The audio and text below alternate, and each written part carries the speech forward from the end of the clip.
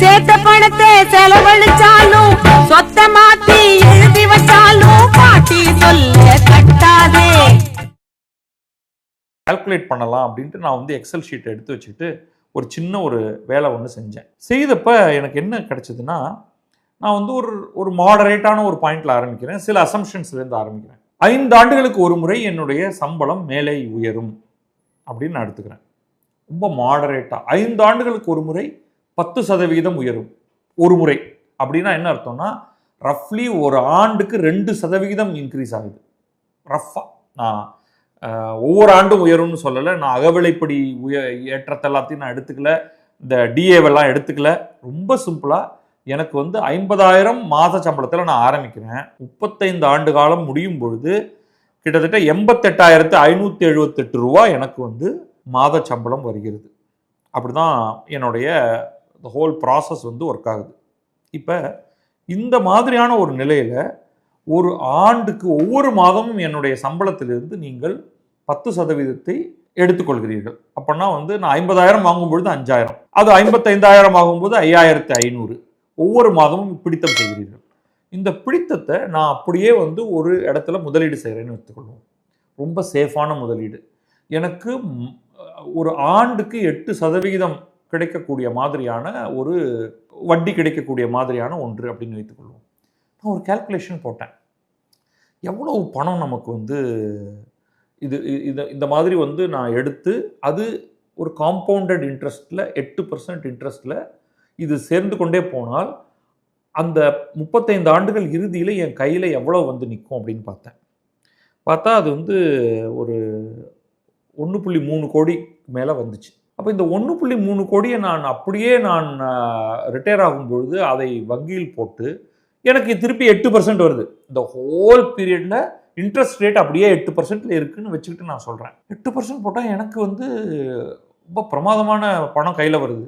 நீங்கள் சொல்கிறது 88,578 நான் முடிக்கிறேன்னா, நீங்கள் 35 ஆண்டுகள் கழித்து எனக்கு மாதம் அதில் பாதி தருகிறேன் என்கிறீர்கள். எவ்வளவு? 44,00,000 லட்சம் ரூபா எனக்கு நீங்கள் தரேன் அப்படிங்கிறீங்க. எனக்கு பார்த்தா 88,000 அதிகமாக வரும் போல தெரியுது.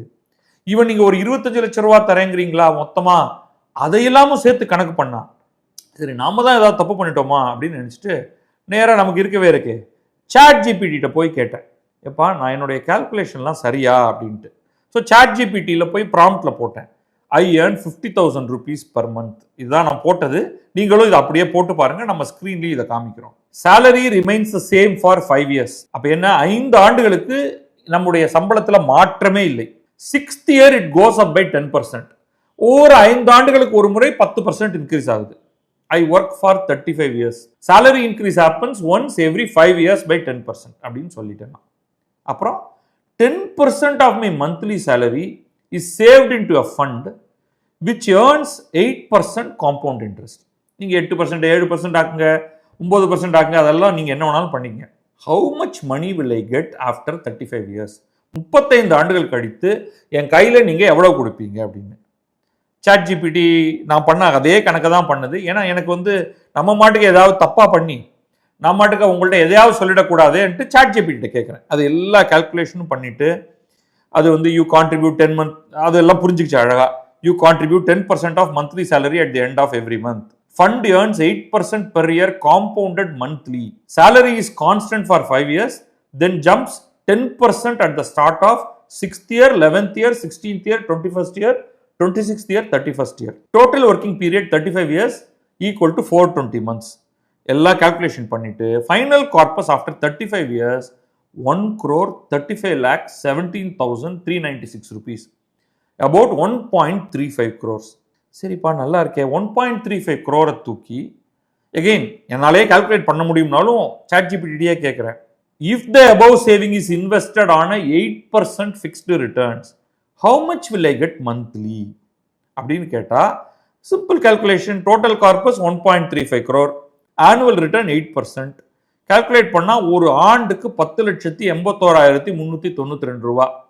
மந்த்லி இன்கம் அதை 12ஆல் டிவைட் பண்ணிங்கன்னா 90,116 ரூபா.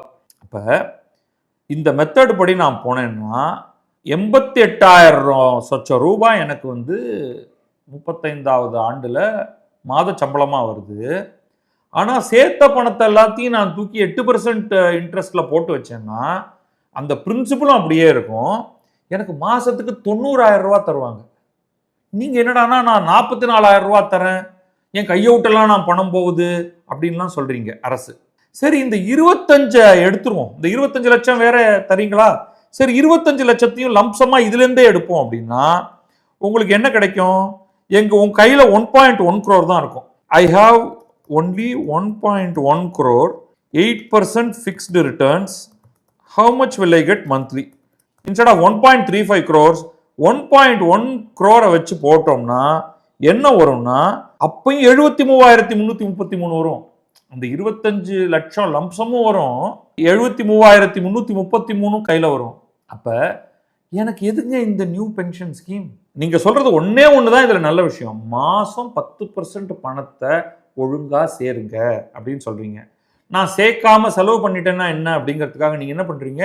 எங்கிட்டேருந்தே பிடிச்சி அதை நீங்க உங்களுடைய ஒரு ஓய்வூதிய நிதியத்துக்குள்ள நீங்க வச்சுக்கிறீங்க.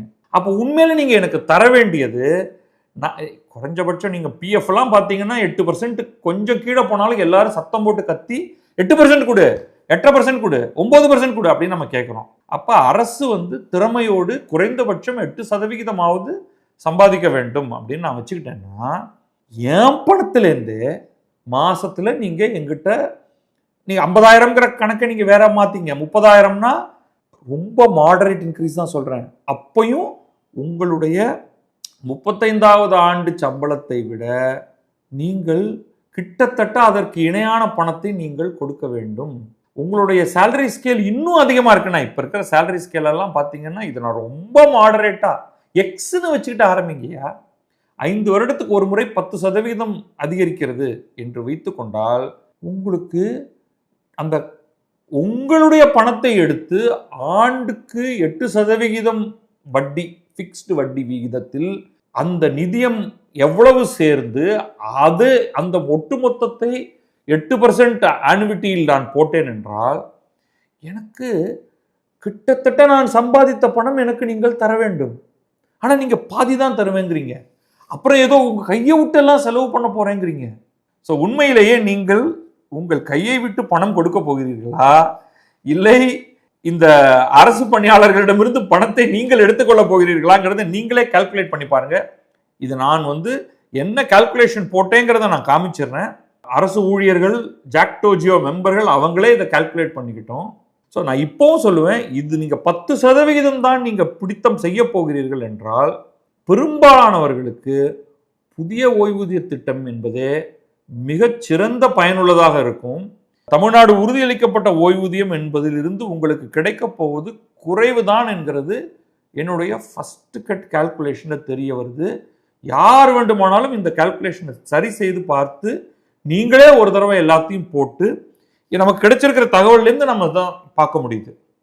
எங்கிட்ட நீ 10% மாசம் எடுத்துக்கும் பொழுது நீங்கள் எனக்கு திருப்பி தர வேண்டியது 35 ஆண்டுகளுக்கு பிறகு நிறைய தர வேண்டும். அவ்வளவு நீங்கள் தரப்போவதில்லை என்பது போல இது எனக்கு தோன்றுகிறது. நான் பண்ணதில் ஏதாவது தப்பு இருக்குன்னா நீங்களே இதுக்கு கீழே அந்த கால்குலேஷனை போட்டு பாருங்க. நீங்களே இந்த நம்பர் எல்லாம் மாத்தி போட்டு பாருங்க. ஜாக்டோ ஜியோ இதை வரவேற்று இருப்பதாக ஏதோ செய்திகள்லாம் தெரிவிக்குது. அவங்க உண்மையில கேட்க வேண்டியது, அப்பா என் பணத்தை தான் எடுத்து தர, உன் கையிலேருந்து நீ ஒன்றும் கொடுக்க போறதில்ல. நீங்க மத்திய அரசுடைய அந்த புதிய ஓய்வூதிய திட்டத்தில் ஈச் மந்த் ஒரு கான்ட்ரிபியூஷன் ஃப்ரம் கவர்மெண்ட் கூட வருது. இப்போ நீங்க அது கூட இங்க இல்லை.